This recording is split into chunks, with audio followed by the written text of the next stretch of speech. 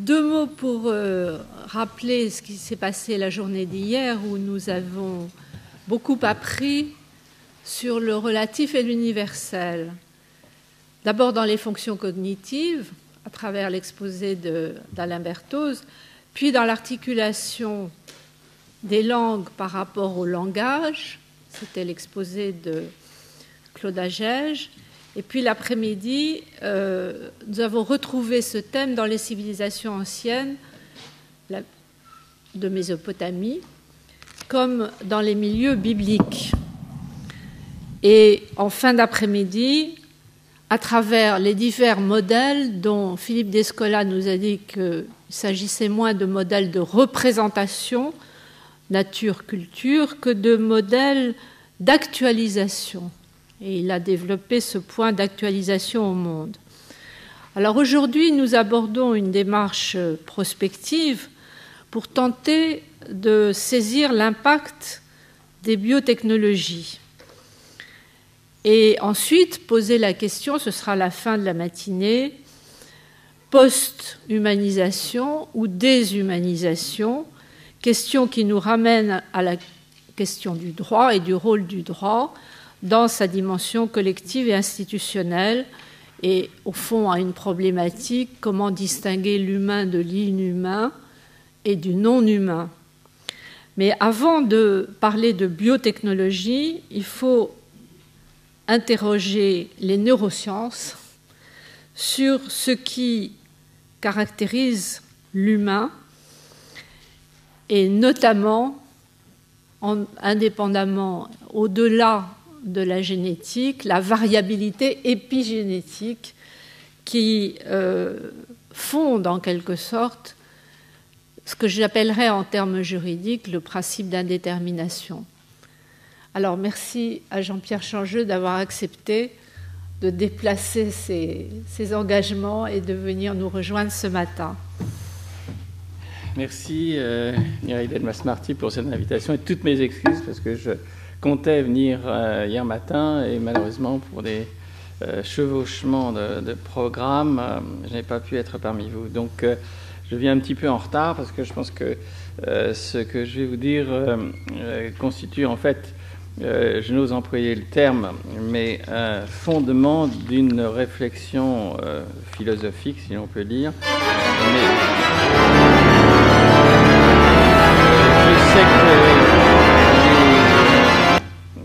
que les philosophes n'aiment pas qu'on utilise le mot fondement, et j'ai été en conflit très, très vif avec Lucien Sèvres, qui ne voulait pas entendre parler de fonder les philosophies sur des connaissances scientifiques. Mais pour ma part, je pense qu'il est indispensable de prendre en compte la dimension neurobiologique et je dirais neurocognitive si l'on veut comprendre à la fois ce que l'on appelle l'hominisation, ou plutôt les origines biologiques de l'homme, et l'humanisation, le mot hominisation étant parfois connoté comme incluant une certaine forme de finalité de l'évolution vers l'homme, ce qui n'est pas du tout mon point de vue. L'homme est évidemment un incident de parcours de l'évolution qui a réussi, et comme nous allons le voir dans quelques minutes. Donc j'ai suivi la recommandation de Mireille Delmas-Marty qui m'a demandé de parler de la variabilité, de l'indétermination, de l'individuation et de la création, et dire quelques mots à nouveau de ces créations humaines que sont entre autres l'art, la peinture, mais aussi bien entendu la normativité éthique et la variabilité symbolique d'une société à l'autre. D'abord, le propre de l'homme, son cerveau. Bon, je pense que c'est inutile d'insister sur le fait que le cerveau est le siège de la pensée. La proposition date de la philosophie grecque ancienne, et nous avons l'ordre d'une centaine de milliards de neurones et approximativement 1 million de milliards de contacts entre ces cellules nerveuses dans notre cerveau. Et ce qui est important de prendre en considération, parce que souvent les physiologistes malheureusement et les psychologues encore moins ne font pas, c'est de se poser la question de savoir comment cette activité cérébrale et ces fonctions cérébrales qui en résultent, dont les fonctions dites psychologiques et cognitives, quand ces fonctions sont produites par notre cerveau. Bien, notre cerveau est composé exclusivement de cellules de grandes catégories, les neurones, vous les voyez ici, avec ces multiples prolongements, et les cellules gliales qui viennent en quelque sorte viennent à l'aide de ces cellules nerveuses pour leur apporter des produits indispensables à leur bon fonctionnement. Ce qui est important de souligner, c'est que ces cellules nerveuses constituent un réseau discontinu. Il y a eu un débat très vif à la fin du XIXe siècle sur ce sujet entre Golgi et Caral. Golgi défendait une continuité entre cellules nerveuses et Caral une contiguïté, c'est-à-dire une discontinuité. Et il est évident que idéologiquement, à l'époque, Golgi avait le soutien de l'Église et d'autres institutions dites qui font appel au dualisme, parce qu'évidemment, l'âme circule plus facilement s'il y a continuité que s'il y a contiguïté. En effet, l'existence d'une contiguïté impose des processus de communication entre cellules d'un type défini, à laquelle on ne peut pas échapper. Et évidemment, c'est parfois difficile à accepter dans les sciences humaines, mais dans ces réseaux de cellules nerveuses circulent des influx nerveux, des impulsions, qui sont entièrement réductibles à des mécanismes physico-chimiques, qui sont d'ailleurs universels chez la plupart des êtres vivants supérieurs, qui se propage à une vitesse qui est d'ailleurs inférieure à la vitesse du son, ce qui est intéressant à noter, ce qui entraîne évidemment des contraintes sur les temps dits psychologiques. Et au niveau donc de ces contacts en ces cellules nerveuses, deux types de communication ont lieu, un électrique mais moins efficace qu'un autre type de communication qui peut être un peu plus répandu, qui est la communication chimique. Et des substances chimiques, des neurotransmetteurs interviennent. Ici, on voit bien des vésicules qui contiennent ce neurotransmetteur qui est libéré lorsque l'influx nerveux envahit la terminaison nerveuse, libéré dans l'espace synaptique, et vont se fixer sur des récepteurs présents sur la membrane postsynaptique et créer des changements de propriété électrique de cette membrane postsynaptique. Donc vous voyez qu'on part du signal électrique, on aboutit au signal électrique, entre les deux, un signal chimique et des changements importants, il faut retenir, d'efficacité possible au niveau postsynaptique et au niveau présynaptique, qui entraînent en quelque sorte une modulation des processus de transmission. Ceci est évidemment très important à prendre en considération, car quand vous m'écoutez, quand vous réfléchissez, il faut que vous sachiez que vous avez dans votre cerveau des mécanismes de ce type qui interviennent de manière obligatoire, je tiens à le dire.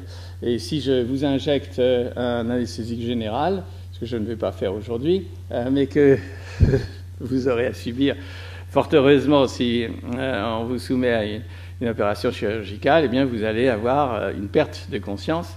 Il y a donc, comme je le dirai tout à l'heure, une chimie de la conscience. Et si vous vous sentez pas très bien, dépressif, ou si vous dormez mal, on vous distribue des agents pharmacologiques malheureusement fort utilisés en France, qui agissent sur ces récepteurs que vous voyez ici. Donc vous voyez que nos fonctions cérébrales sont, je dirais, et ça c'est d'ailleurs non équivoque, déterminées par ces mécanismes élémentaires qui circulent dans nos neurones. Autre phénomène intéressant à prendre en considération, c'est que cette activité qui circule dans le cerveau n'est pas simplement évoquée par le monde extérieur, mais aussi peut intervenir de manière spontanée. Il existe des oscillateurs dans ces cellules nerveuses et qui sont eux-mêmes intégralement décrits par des processus moléculaires.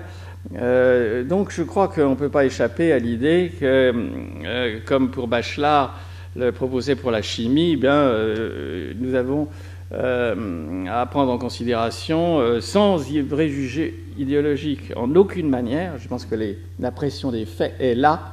Et je sais que pour beaucoup de philosophes et de personnes qui réfléchissent dans les sciences humaines, c'est une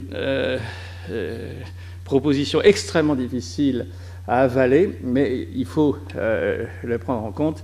C'est que nos fonctions cérébrales, au fond, reposent sur ces mécanismes et que nous devons avoir présent en tête l'idée d'un matérialisme instruit si nous voulons vraiment comprendre comment fonctionne notre cerveau.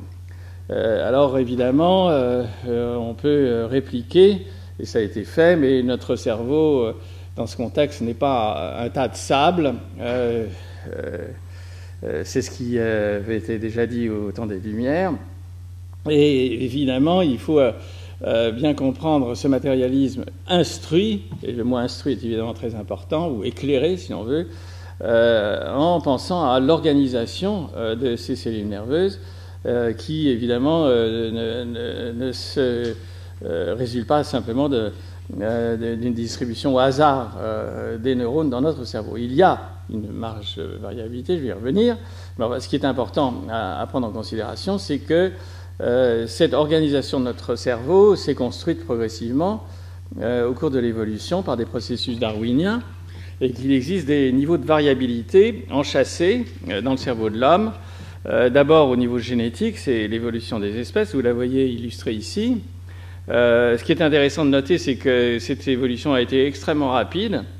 Depuis les premiers Homo, enfin ça c'est une classification des paléontologues, Homo habilis à Homo sapiens s'est produit en de 3 millions d'années. Donc c'est une évolution rapide, l'Homo sapiens lui-même étant apparu il y a seulement 100 000 ans. Ce qui veut dire que nous sommes des produits récents de l'évolution et que cette évolution donc a eu lieu, et ça c'est quand même très important de le souligner, au niveau génétique, et je vais revenir sur ce point. Il existe un autre niveau d'évolution et plusieurs autres évolutions emboîtées qui sont très importantes à prendre en considération.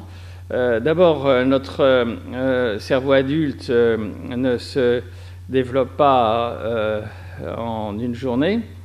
Il y a tout un processus d'embryogénèse qui a lieu, et aussi, bien entendu, en plus de ce processus de mise en place des cellules nerveuses, cette interconnexion entre cellules nerveuses qui contribue à la formation du réseau que constitue notre cerveau. Alors cet aspect-là est évidemment extrêmement important.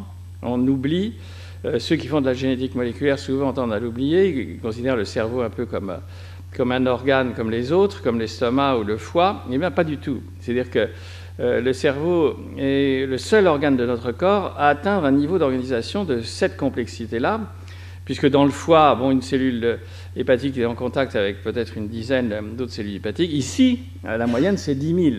Donc vous voyez qu'on a un niveau d'organisation extrêmement différent de tout ce qui existe dans les autres organes du corps, et que nous devons prendre cet aspect en considération si nous voulons comprendre le fonctionnement du cerveau. Alors, il y a ce développement ontogénétique qui prend des jours et bien entendu des années. Je reviendrai sur ce point qui est extrêmement important si on veut comprendre ce que Mireille Delmas-Marty appelait l'humanisation. Et il y a ensuite bien d'autres types d'évolution importantes, c'est celui de la dynamique de la pensée. J'ai mentionné tout à l'heure ces changements d'efficacité synaptique au niveau de la transmission. Ils sont évidemment très importants et vont participer à cette dynamique des représentations que nous formons dans notre cerveau. Et lorsque vous m'écoutez, évidemment, vous ne vous en rendez peut-être pas compte, mais votre cerveau est en train d'évoluer en fonction du temps. D'abord, vous écoutez ce que je vous dis, vous n'êtes pas nécessairement obligé de le croire, vous réagissez intérieurement, vous formez des opinions critiques, positives ou négatives, peu importe. Ce qui est intéressant, c'est qu'il y a une dynamique interactive qui se produit et qui contribue donc à l'évolution de ce que vous formez dans votre cerveau sous l'angle des représentations. Évidemment, vous pouvez ensuite écrire, après le symposium de Mireille Delmas-Marty, et vous arrivez à ce qu'on appelle une production culturelle extracérébrale, et celle-ci peut être stockée dans votre ordinateur, communiquée, etc., ou mise dans des livres et reprises, des mémoires donc extracérébrales qui sont quasiment uniques pour l'espèce humaine et qui contribuent à cette dynamique évolutive des représentations. Donc, je crois qu'il faut abandonner un schéma qu'aiment beaucoup d'ailleurs les philosophes et souvent les représentants des sciences humaines, l'idée que notre cerveau est une sorte de papier blanc dans lequel s'inscrivent l'expérience et contribue à la structuration de notre cerveau. Bon, le cerveau de l'homme n'est pas une éponge, c'est une métaphore un peu brutale, mais quel que soit le niveau d'organisation, il se trouve que nous sommes confrontés à un schéma de variabilité préexistante et de sélection. Ça, c'est en quelque sorte une proposition théorique, je tiens à vous le dire. Certains ne l'acceptent pas nécessairement, mais pour ma part, je considère que il y a, ça c'est la proposition générale que je vous fais, qui n'est pas comparable à celle du matérialisme éclairé qui, elle, s'impose. Ici, vous n'êtes pas obligé, évidemment, de l'accepter, mais c'est une proposition théorique d'ensemble pour orienter notre réflexion. Alors, je vais prendre successivement divers niveaux d'organisation, commencer par la variabilité génétique et l'évolution biologique de ce que Mireille Delmas-Marty a appelé l'hominisation. Pour ma part, je dirais simplement évolution biologique des ancêtres de l'homme, et pour commencer, montrer qu'il y a non seulement une évolution génétique, mais que l'évolution culturelle qui se développe simultanément, de manière concomitante, elle-même évolue en fonction de l'évolution génétique. Vous avez ici le cas de l'Homo habilis que j'ai déjà mentionné. Ce n'est pas, évidemment, le premier ancêtre de l'homme, il y en a bien d'autres qui ont précédé, mais je commence là d'une manière tout à fait arbitraire, avec un cerveau qui est quand même très modeste, de environ 600-650 cm3 en moyenne, alors que celui de l'homme, c'est 1400 cm3, 1350. Donc, pratiquement le tiers, un peu plus du tiers en volume du cerveau de l'homme. Et on voit déjà des premiers outils de pierre qui apparaissent, et nous sommes à 2,5 millions d'années.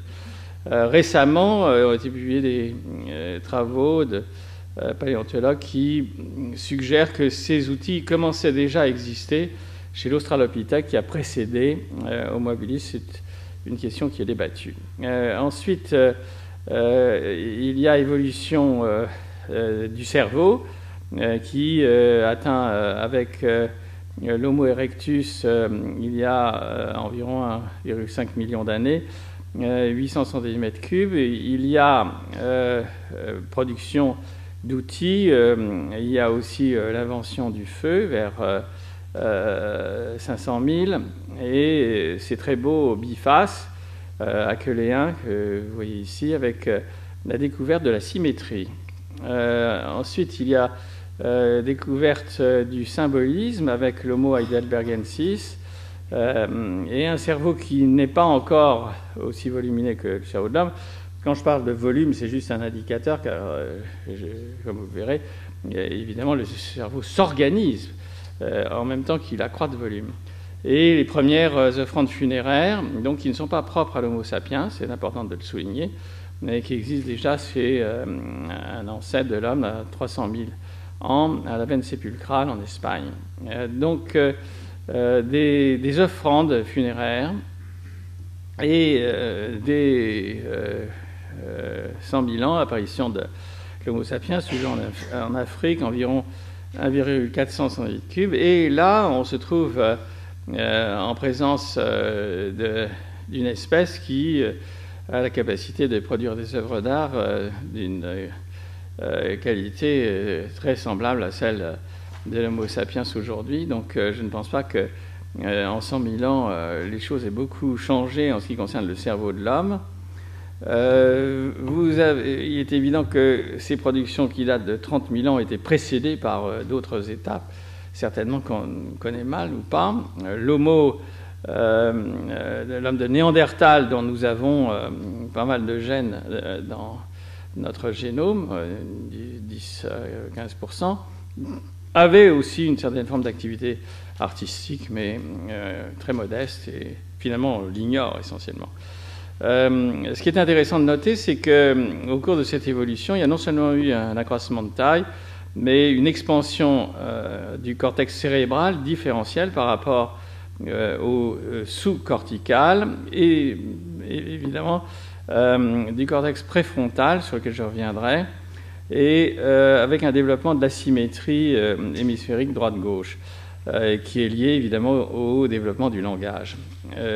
Il semble qu'il y a eu des précurseurs de la production du langage chez peut-être l'Homo habilis, est débattu, mais il est évident que le langage n'est pas apparu du jour au lendemain non plus chez l'Homo sapiens il y a 100 000 ans. Il existe très certainement des antécédents. Maintenant, quelle forme ils étaient, on ne le sait pas. Certains ont cru pouvoir retrouver des enregistrements sur les parois des grottes. Je crois qu'on est loin du compte. Mais en tout cas, ces précurseurs du langage parlé très vraisemblablement existaient avant l'Homo sapiens.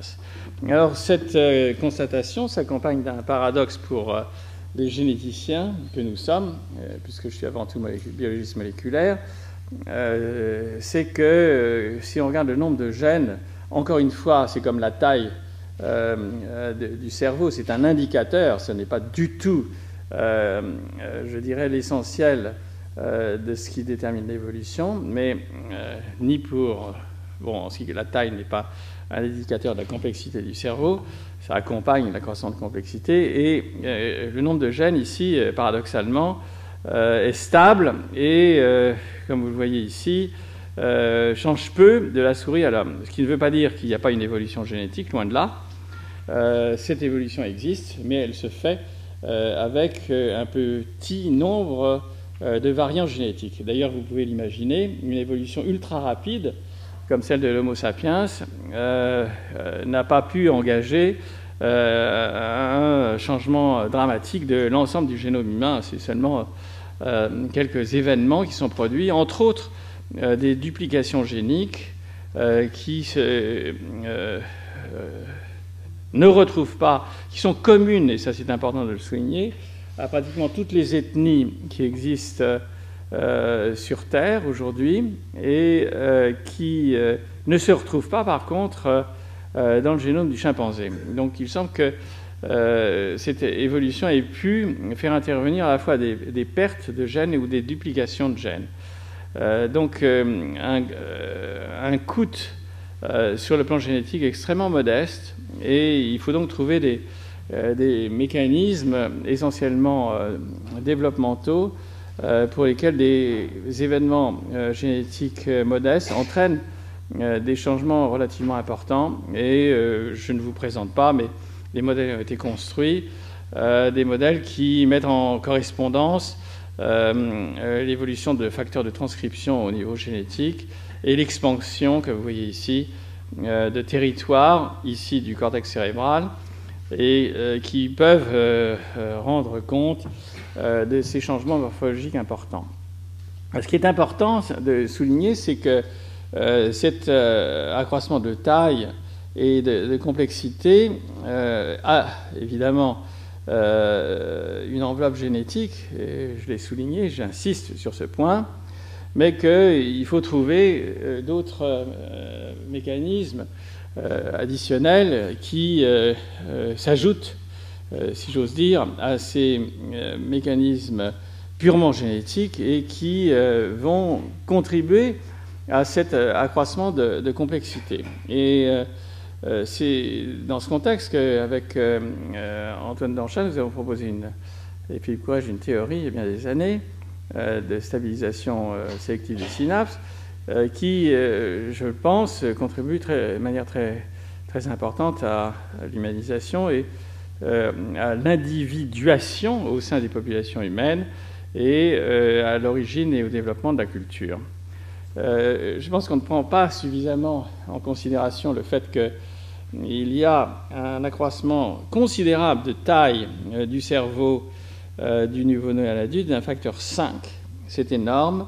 Et ce facteur 5 est intéressant à prendre en considération parce que il est évident que les voies génitales ont peu évolué, elles ont évolué, mais pas de manière très significative, des ancêtres de l'homme à l'Homo sapiens, et que la solution qui a été trouvée par l'évolution biologique, c'est que le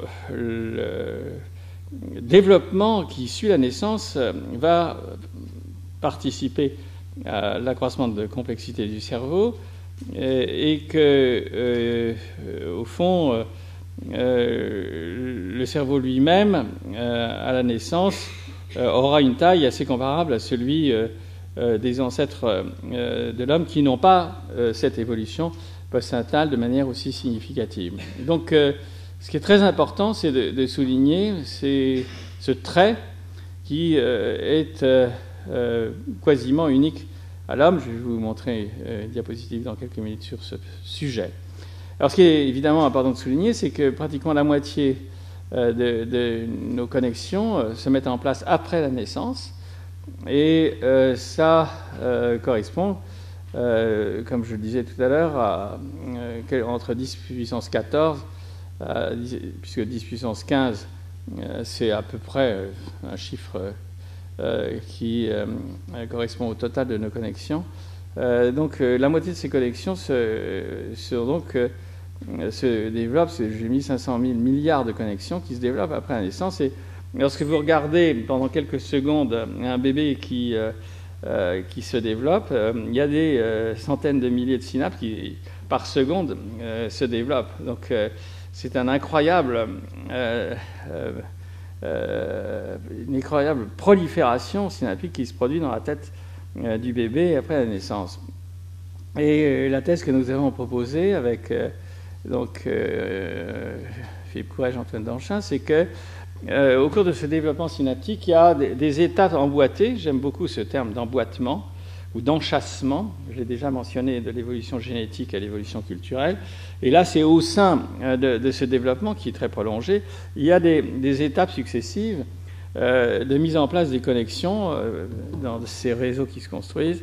Et l'idée, c'est qu'il y a des phases transitoires d'exubérance connexionnelle suivies de sélection et que l'activité du réseau joue un rôle critique dans la sélection du réseau adulte. Et je pense que là aussi, c'est intéressant parce qu'on fait, si j'ose dire, une économie de gènes.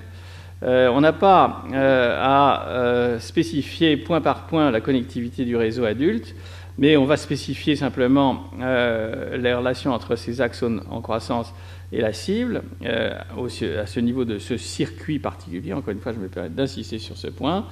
Et il va y avoir donc à chacune de ces étapes une sélection de synapses qui va se produire. Ça, c'est le modèle, encore une fois.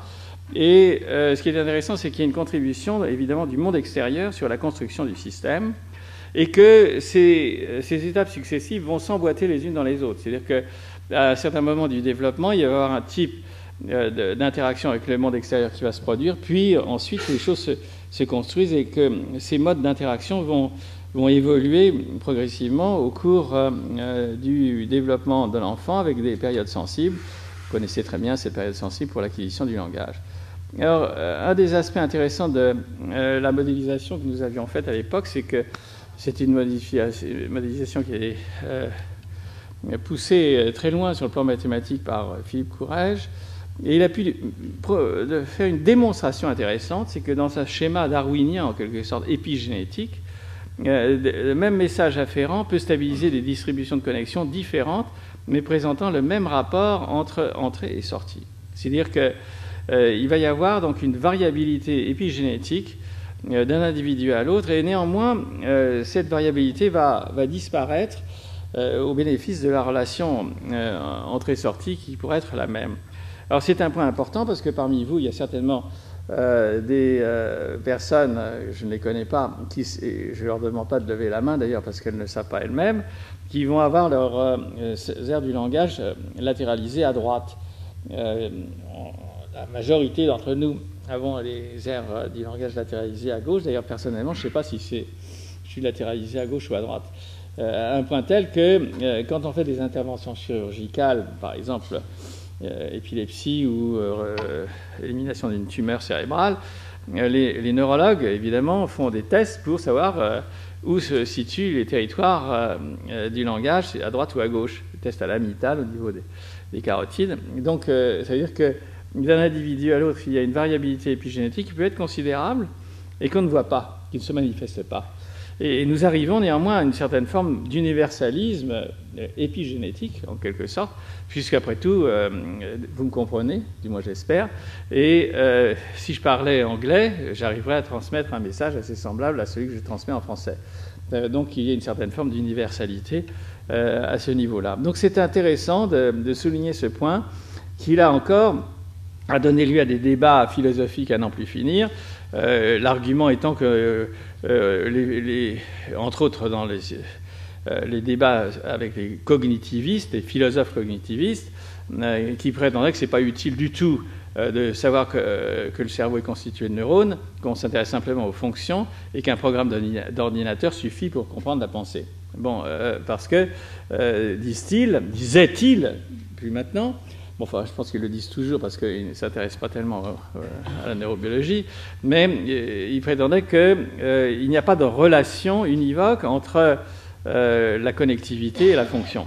C'était ça leur débat, et donc c'était en fait un dualisme méthodologique qui a conduit à beaucoup d'obscurantisme et de conflits entre les sciences cognitives et neurosciences, qui sont maintenant évidemment moins vivants, je dirais même quasi inexistants. Alors ce qui est intéressant de noter, c'est que si vous comparez cette période post-natale de variabilité synaptique ici, vous voyez qu'elle évolue de manière dramatique de la souris rat au macaque à l'homme. Ce qui est intéressant de noter, c'est que l'évolution darwinienne a conduit à la sélection d'un individu particulier qui est l'Homo sapiens, qui passe, quand il est apparu en Afrique, la moitié de son temps à construire son cerveau. Il passe 15 ans de sa vie à construire son cerveau, alors qu'il ne vit qu'entre 20 et 30 ans. Ce qui est quand même un phénomène extrêmement intéressant, et ce qui tend à suggérer aussi qu'il y a une relation entre l'évolution génétique et l'évolution culturelle, en quelque sorte, puisque cette période prolongée, évidemment, comme je l'ai dit, permet la formation de la culture et l'évolution culturelle. Et nous nous posons la question de savoir quel est le système de rétroaction, justement lié au développement des capacités cérébrales, qui a conduit à la sélection de l'Homo sapiens. Et ce n'est pas impossible du tout que les ancêtres de l'Homo sapiens aient eu une connaissance suffisante de leur, entre guillemets, génétique pour influencer celle-ci, et qu'il y ait eu des dispositifs soit de cannibalisme, soit de polygamie des chefs, etc., soit de sélection divers, qui ont permis aux ancêtres de l'Homo habilis à l'Homo sapiens de modifier son évolution génétique. Donc, ça, c'est intéressant à souligner pour le propos de cet exposé. Je pense que l'humanisation était en quelque sorte contre nature, si j'ose dire. De même que la médecine l'est. La médecine est avant tout contre nature, puisque on essaye de se protéger contre des phénomènes naturels qui sont en l'occurrence des maladies et des infections, etc. Donc je pense que c'est intéressant de réfléchir à cette possibilité qui n'est pas démontrée mais qui paraît quand même assez plausible. Alors je voudrais dire que cette épigénèse peut modifier de manière très significative la connectivité du cerveau. Vous avez ici un travail assez ancien de Martin Ingvar. Récemment, Stanislas Dehaene a poursuivi cette analyse et a montré qu'il y a des changements globaux très importants de notre connectivité cérébrale associée à l'apprentissage de l'écriture. Et je dirais que j'appelle ça les circuits culturels, que nous sommes soumis à cette épigénèse, sans que nous le sachions d'ailleurs, parce que tout ça est évidemment non conscient, d'une manière tout à fait majeure, d'abord dans l'acquisition du langage, qui est le nôtre, mais aussi de l'appartenance à une culture, une civilisation occidentale, chrétienne entre guillemets, ou autre. Et tout ça est lié simplement au fait que le nouveau-né est né dans un environnement qui possède ses caractéristiques culturelles et qu'il y a donc, je dirais, une variabilité qui est purement circonstancielle, qui fait qu'un tel va être bouddhiste, un autre musulman et un troisième catholique, donc protestant. Donc c'est important de souligner ce relativisme culturel et c'est ce relativisme des systèmes de croyances qui imprègne de manière extrêmement puissante nos cerveaux d'adultes. Je pense que cette réflexion est importante à avoir sur le plan politique, car elle conduit, disons, à une réflexion sur la laïcité de l'enseignement et sur le fait qu'on peut évidemment biaiser cette évolution de la connectivité cérébrale par l'éducation d'une manière positive ou négative. Alors simplement, juste pour illustrer cette imprégnation culturelle, gréco-romaine ou chrétienne, et arriver, pour conclure, je vais conclure dans 5 minutes, hein, ça ira. Il est 40, oui, j'ai encore 5 minutes. Conclure sur l'accès à la conscience. Alors, ici, certains d'entre vous voient un homme, d'autres une femme. Quels sont ceux qui voient une femme? Oui, et bon.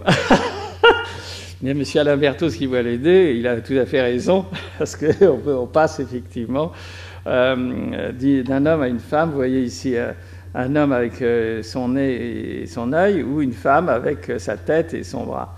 Et donc c'est ce qu'on appelle une image ambiguë, qui montre que nous avons ici à faire un accès de tout ou rien à la conscience. Donc il y a un processus physiologique d'accès à la conscience qui se produit dans notre cerveau.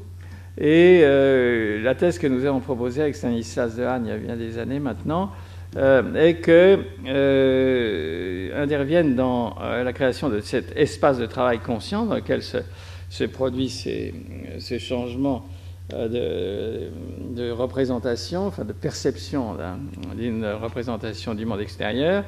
Cet espace de travail neuroconscient, d'une manière extrêmement, je dis, simpliste,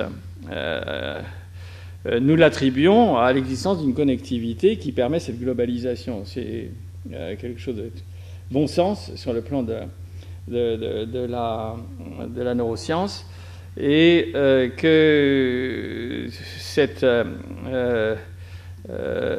connectivité, on peut d'abord la suivre, par exemple, par tractographie. Vous voyez des magnifiques images récentes de cette connectivité à longue distance, et la thèse étant que il y a au moins 2 grands types d'espaces computationnels, les processeurs qui vont être modulaires et automatiques, vision, audition, etc., non conscients, et puis un espace de travail global conscient où il y a une redistribution des signaux et une expérience subjective d'être conscient, de pouvoir, par exemple, interpréter cette image d'une manière ou d'une autre, comme vous l'avez pu le voir tout à l'heure.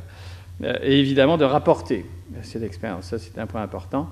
Vous allez pouvoir dire « Ah, j'ai vu un homme », vous voyez, quand vous avez levé la main, vous avez rapporté votre expérience consciente.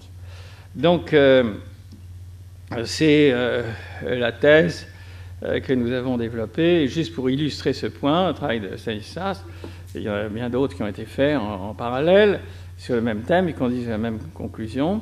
Ici, si vous soumettez un sujet à cette succession de diapositives, vous voyez dans des temps très rapides Ici, c'est même 30 millisecondes, c'est très bref. Vous demandez au sujet qu'est-ce que vous avez vu, il dit bah, j'ai vu le mot lion.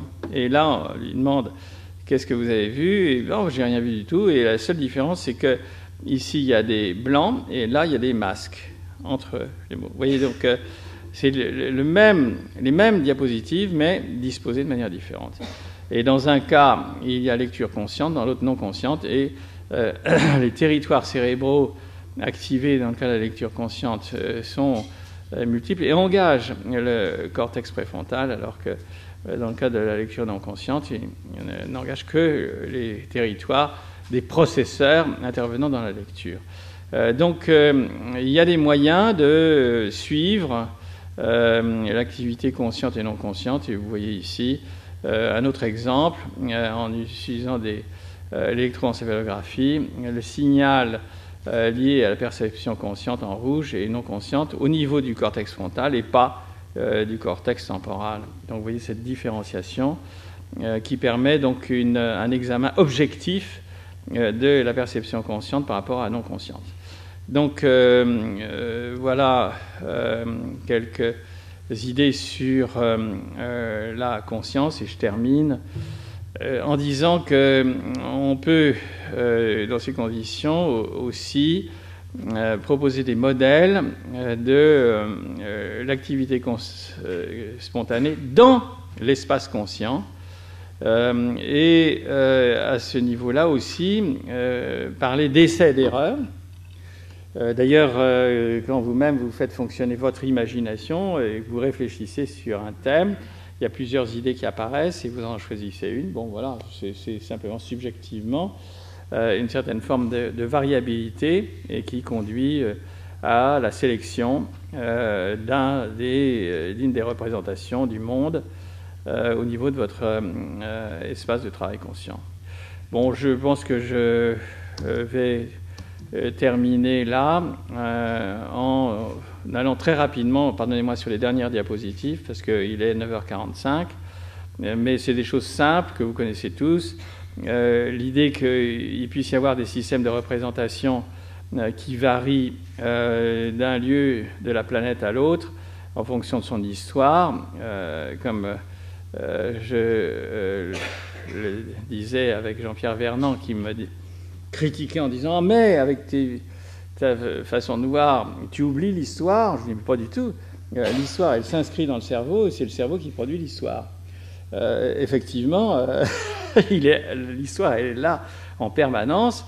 Et donc, pour expliquer cette diversité des systèmes de représentation, entre autres mythiques, rituels religieux et évidemment éthiques, donc, je placerai le questionnement de ce colloque dans ce cadre, évidemment, de variabilité culturelle. Et il est possible de faire des modèles de la normativité éthique qui fait que chaque groupe social a établi ses règles de conduite, avec aussi certaines formes, d'ailleurs, qui peuvent apparaître d'universalité, liées simplement au fait que nous avons des cerveaux qui ont des propriétés communes.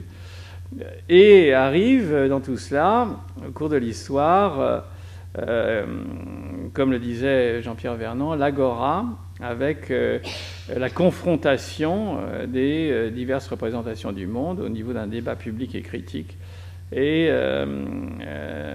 l'apparition de la science, donc. Avec la présentation de modèles que peut-être notre ami Alain Berthoz a discuté, avec des visions qui sont d'abord égocentriques. C'est d'ailleurs, nous sommes là pour parler de notre société et de notre vision du monde, qui est évidemment égocentrique.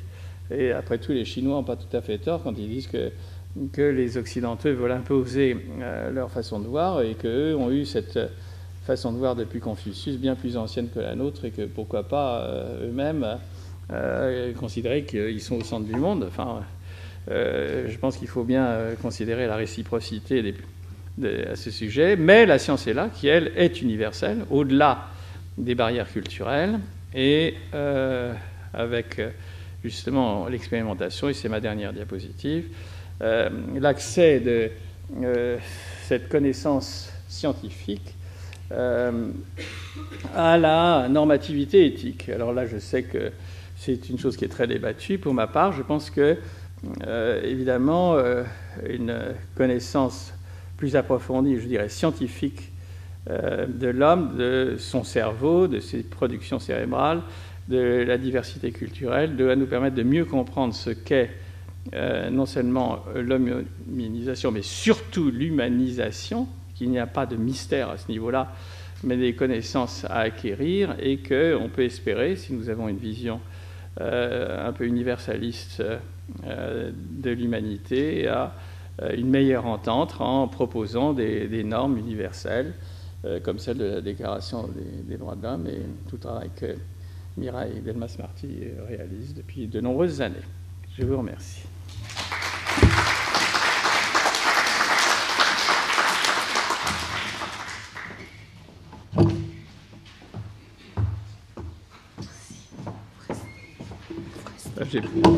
D'accord. Tu veux utiliser l'ordinateur ?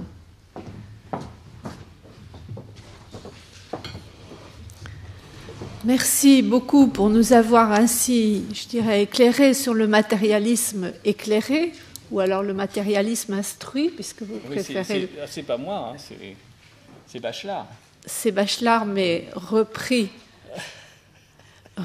par vous. Alors, il y aura certainement débat sur cette question même, et sur ce que vous avez dit aussi à la fin, la solution qui marche, c'est la plus conforme au réel. Oui. En même temps, vous avez dit, dans le courant de l'exposé, l'humanisation se fait contre la nature, d'une certaine manière. Oui, enfin, j'employais ça un peu sous forme métaphorique pour, en quelque sorte, contraster les deux aspects que vous-même, d'ailleurs, vous avez contrastés dans votre proposition. Ceci dit, je pense que l'humanisation est évidemment un produit de l'évolution biologique qui a participé à l'hominisation. Donc, ce n'est pas contre la nature humaine, entre guillemets. Je pense qu'il faut être clair sur ce sujet. Parce que c'est la nature humaine qui permet l'hominisation. Mais ce que je veux dire par là, c'est que, si vous voulez, c'est le mot naturel qui est à débattre à ce niveau-là. Parce que quand on parle, par exemple, de médecine naturelle, ou quand on parle d'écologie, retour à la nature, ou de technologies qui sont contre nature, c'est des termes qui sont employés en permanence. Hein, et je pense que l'Homo sapiens a lui-même inventé des méthodes pour... enfin plutôt les ancêtres de l'Homo sapiens, pour conduire à l'Homo sapiens, que nous considérerions aujourd'hui comme totalement contre nature. Donc c'est là le paradoxe intéressant à débattre dans le cadre de votre propos. Tout à fait. Donc avant de débattre sur ce paradoxe particulier, je voudrais qu'intervienne comme discutant, comme nous l'avions prévu, Dominique Lambert, qui va en fait poser la question un peu différemment, parce que Dominique Lambert est physicien, il est philosophe en même temps, aux facultés universitaires Notre-Dame de la Paix à Namur, et en fait il travaille, lui, beaucoup à l'heure actuelle, sur l'autonomisation, non pas de l'homme, mais du robot, ce qui l'amène à se poser la question sous un angle un peu différent, qui peut être éclairant par rapport à notre propos. Merci. Donc on m'a demandé d'intervenir pendant 5 minutes, ce qui sera difficile vu la richesse de l'exposé, et merci pour ce bel exposé. J'aurais voulu commencer par poser une question sur justement l'origine de la normativité. Est-ce que vous pourrez préciser un petit peu comment, d'une certaine manière, arrive cette question de la normativité dans le cadre d'un fondement, d'un matérialisme instruit? Et d'autre part, et ça m'a fort frappé, et d'ailleurs dans toutes tes publications, c'est le lien avec l'art. Qu'est-ce qui fait aussi l'origine de cette capacité esthétique, et est-ce qu'elle est concomitante de la dimension éthique. Oui. Et pourrait-on voir dans des processus évolutifs une disconnexion entre l'émergence de la normativité éthique et l'émergence de la dimension esthétique? Donc ça, ce serait ma première question. Est-ce que je réponds tout de suite ou est-ce qu'on attend la suite? C'est comme... Vous préférez répondre au fur et à mesure? Oui. Il faut rapprocher le micro. Oui, je voudrais dire qu'il n'y a absolument pas de contradiction, bien au contraire. Enfin, ça, c'est mon point de vue. Et qu'il y a une dimension que je n'ai peut-être pas suffisamment soulignée. Et bon, ça, c'est dû à la brièveté de mon exposé, malheureusement.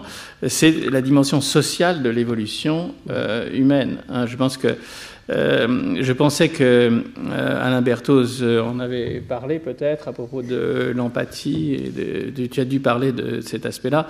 Donc c'est pour ça que c'est raison que je l'ai omis de ma présentation. Mais il est évident qu'au cours de l'évolution des ancêtres de l'homme, il y a eu cette dimension sociale qui est extrêmement importante.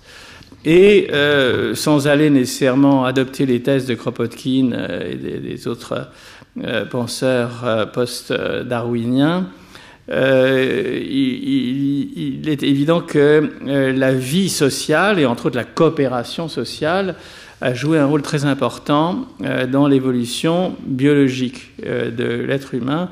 Et là, les problèmes de génétique se trouvent non résolus. C'est donc une hypothèse qui a été avancée.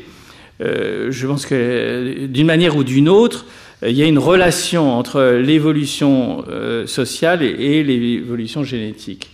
Et qui a donc permis cette ouverture, en quelque sorte, du cerveau de l'homme à non seulement son environnement, bon, j'ai parlé de l'acquisition de l'écriture, par exemple, etc., mais aussi, bien entendu, de la vie sociale en général. Et je pense que l'activité esthétique a contribué énormément. D'ailleurs, il suffit d'aller voir l'exposition sur les Dogons ou d'autres expositions sur les arts des sociétés sans écriture pour se rendre compte à quel point cette activité artistique a eu une importance au niveau de la vie sociale. Donc ça va de pair, je pense, aussi avec la normativité éthique qui a pour visée, évidemment, d'éliminer les conflits au niveau du groupe social et permettre à une société d'être, si j'ose dire, plus invasive qu'une autre. Bon, et il est évident que certaines traditions ont permis à certaines sociétés, je dirais que la tradition judéo-chrétienne, a permis peut-être aux Occidentaux d'avoir un pouvoir invasif sur la planète beaucoup plus important que d'autres sociétés. Avec, disons, des systèmes éthiques qui ont favorisé cette expansion. Donc, je pense qu'il y a une relation évidente, selon moi, entre évolution biologique, entre guillemets, humanisation et ces systèmes de représentation collective que sont l'art, l'éthique et évidemment la connaissance scientifique. Merci. Je continue. Donc j'avais une deuxième question sur, justement, et je rejoins Madame Delmas-Marty, c'était la question justement l'humanisation contre nature. Est-ce que je voudrais revenir sur ce point en demandant, mais est-ce que on ne pourrait pas dire que la nature de l'homme, c'est justement probablement d'avoir une capacité peut-être de façonner une réalité inachevée. Et donc, est-ce qu'on ne peut pas dire d'une certaine manière que la nature humaine est justement liée à une sorte d'inachèvement qui ne lui permettrait pas de préciser entièrement ici et maintenant ce qu'il est. Donc une sorte de... La nature de l'homme, c'est d'une certaine manière de ne pas en avoir parce qu'il peut toujours se la façonner. D'ailleurs, j'ai donné cette réponse tout à l'heure. C'est-à-dire que je suis tout à fait d'accord avec cette idée. J'aime pas le terme inachèvement parce que je préfère d'organisation en devenir. C'est-à-dire que c'est... comme je l'ai dit, une synthèse d'évolution qui est constante et il y a à la fois donc, ces évolutions dans le cerveau et à l'extérieur du cerveau et qui sont en interaction constante.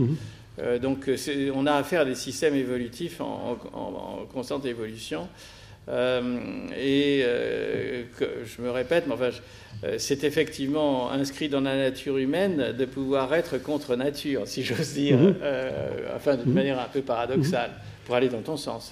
Mais est-ce que la difficulté, peut-être une des difficultés, un déblocage peut-être philosophique, est que, dans le fond, on a souvent hérité d'une ontologie qui n'est pas suffisamment plastique.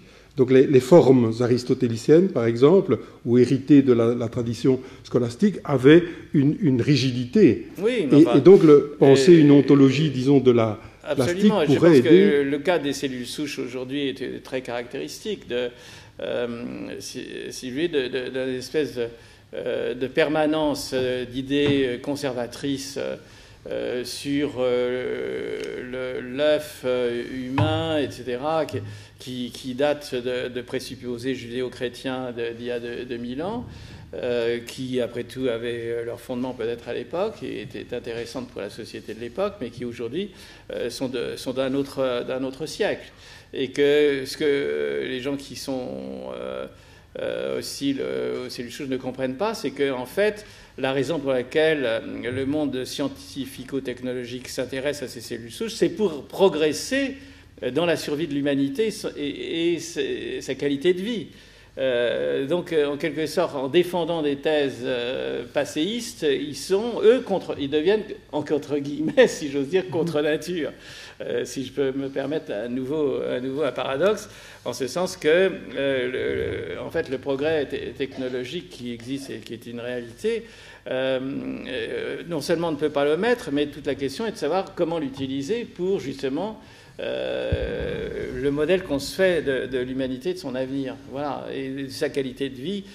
Donc le problème, c'est de ne pas, ce n'est pas tellement d'être conforme ou non à des présupposés philosophico-théologiques, mais de se poser la question quel modèle on se fait de l'humanité, et qu'est-ce qu'on va faire pour qu'il puisse vivre dans des conditions à peu près adéquate à son environnement dans les années à venir, et qui d'ailleurs pose des problèmes énormes. Et les problèmes, entre guillemets, écologiques, de mon point de vue, sont à résoudre par la compétence scientifico-technologique de l'humanité. Aussi, si on veut rejeter le nucléaire, il faut qu'on invente scientifiquement de nouvelles méthodes qui permettent de produire de l'énergie pour que l'ensemble de l'humanité puisse survivre. Mais dans le prolongement de ce que vous dites, est-ce qu'on ne peut pas considérer que l'inhumain sera le propre de l'homme ? C'est évidemment une question piège. Pardon. Intéressante. Est-ce que ce crime que nous venons de... Je ne sais pas comment le juriste réagit au crime ligonès. Le juriste s'interroge sur l'inhumain, justement. Je pense qu'effectivement, l'inhumain fait partie de l'humain. Je pense que... C'est-à-dire que sinon, il n'y aurait pas de normativité. Si on peut employer ce terme. Sinon, il n'y aurait pas de normativité. C'est-à-dire que l'être humain a une organisation cérébrale qui est en grande partie héritée de ses ancêtres non humains. À titre de curiosité, par exemple, nos récepteurs synaptiques sont hérités des bactéries.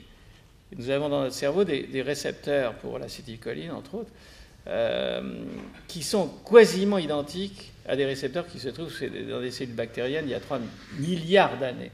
Donc vous voyez, nous avons hérité, je dis, c'est un exemple de quantité de structures qui ne sont pas propres à l'humain, et qui sont conservées dans nos gènes, et entre autres certains aspects qui font partie de ce que Darwin appelait le struggle for life, c'est-à-dire qu'il y a évidemment une partie de nos conduites qui contiennent cette agressivité pour survivre et qui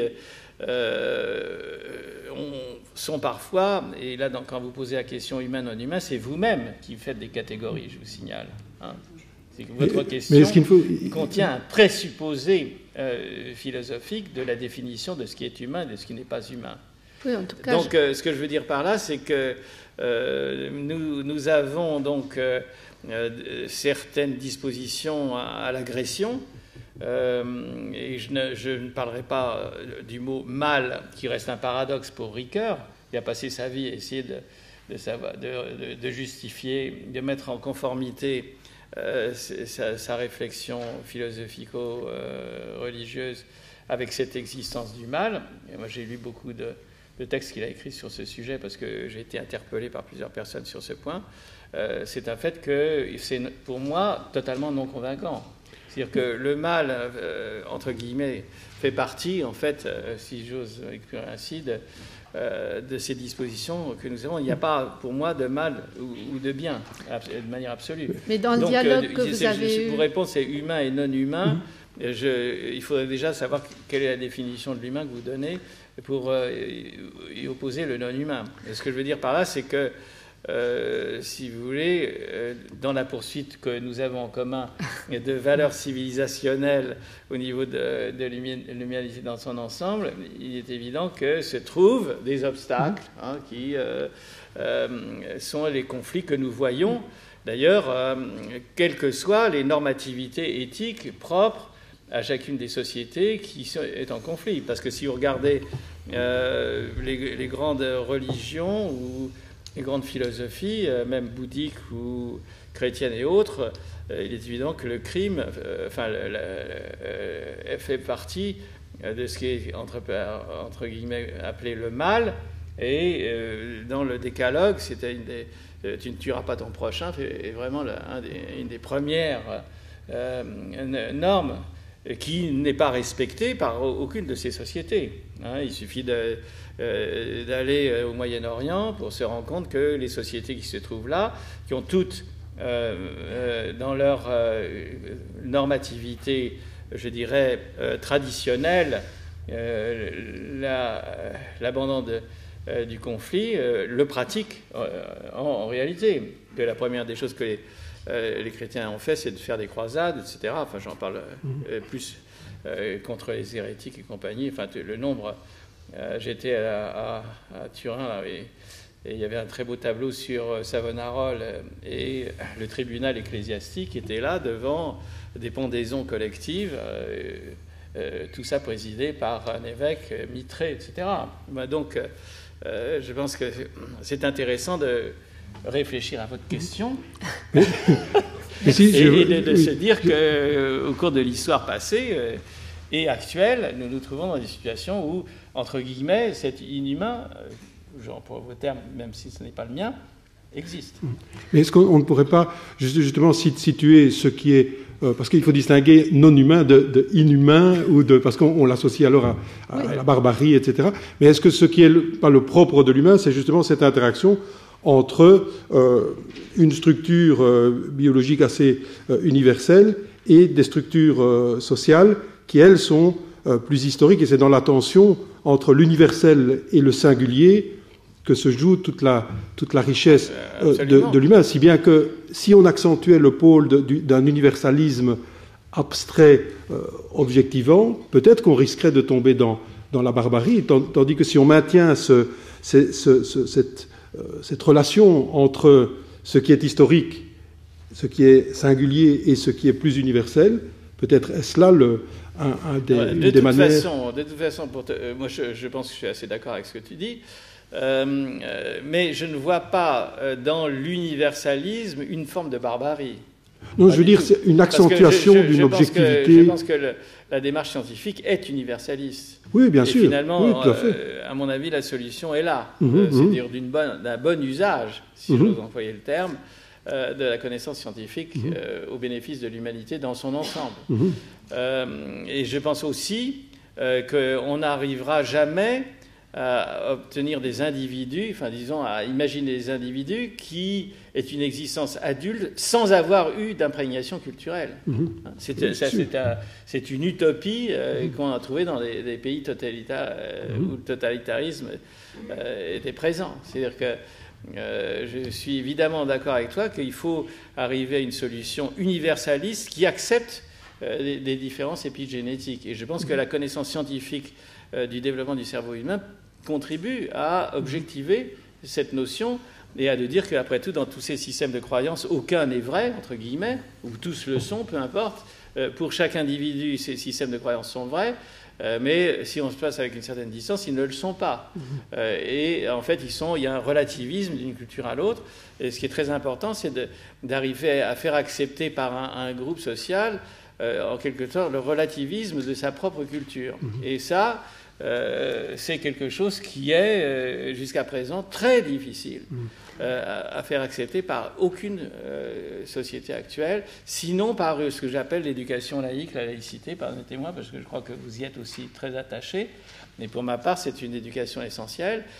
Sur ce plan, je pense qu'une éducation laïque, c'est une éducation qui, en fait, met en avant l'acceptation d'une différence épigénétique de l'autre, bien que ayant les mêmes dispositions universelles de son cerveau. Voilà. Bien que rationnellement, les conséquences de toute position individuelle ne sont pas évidemment équivalentes. Il y a des gens qui prennent à titre personnel ou dans un groupe des positions dont les conséquences sociales et politiques pourraient évidemment ne pas être équivalentes à d'autres, d'où le danger de ne pas tomber non plus dans une sorte de singularisme ou de valorisation pure et simple, au même niveau de toute singularité. C'est pour ça que je voyais plus dans l'équilibre entre l'universel et le singulier. Je suis tout à fait d'accord avec cette position. Je n'ai pas du tout d'objection à ça. C'est justement arriver par le système éducatif à ce que nous aboutissions à ce que tu suggères. Mais je pense que ça demande une éducation au niveau scolaire et surtout au niveau adulte, en quelque sorte, qui demande beaucoup d'efforts. Et après tout, nous avons une conscience et dans notre cerveau, elle est là pour ça. Merci. Alors, on va laisser ouverte la question de l'inhumain. Et je me souviens que dans votre dialogue avec Paul Ricoeur, à un moment, Ricoeur dit « Mais la nature nous a laissés au milieu du gué. » Oui. Donc, on laisse la question ouverte, si vous voulez bien. Je vous remercie.